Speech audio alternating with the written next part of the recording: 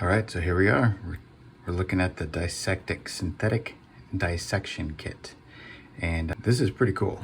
My son tore into this. I think we got this at Target, but if I can find a link to it, I'll put it in the description below. This was really cool.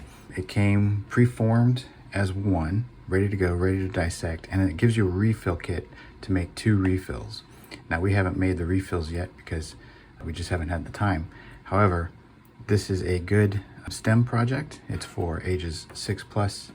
And once you open it up, it's got the tools. I'm not going to open this up because it took me forever to get the mold and everything back together. But there's dissecting tools, which are plastic. They're not sharp. They're not going to cut your kids or anything.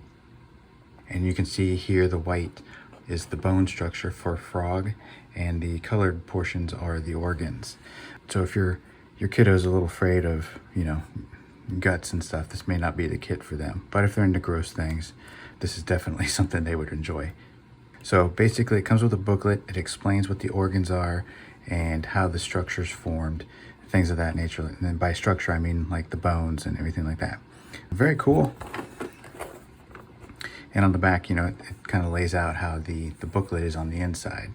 So it explains what the lungs are, what the spine is, what the stomach does, what the eyes do, and how they're related to a frog.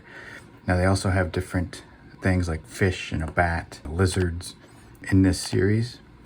And like I said, it comes with the refill kits. You just mix it up, you pour it into the mold, and it'll harden, and you start all over again.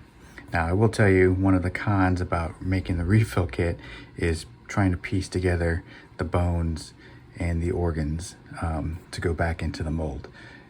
In my case, my son just wants to make the frog-shaped mold, and so he can use the tweezers and the little plastic scalpel to cut it up.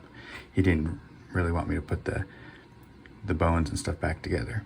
At least I could dump them in and he could pull them out, but he didn't care about the structure. So definitely something to check out if you've got a kiddo who is into weird, gross things. This is a fun one. And it took him probably 15 to 20 minutes to do the entire thing, but he loved it. So again, if you got anything out of this, please like and subscribe. And as always, on to the next.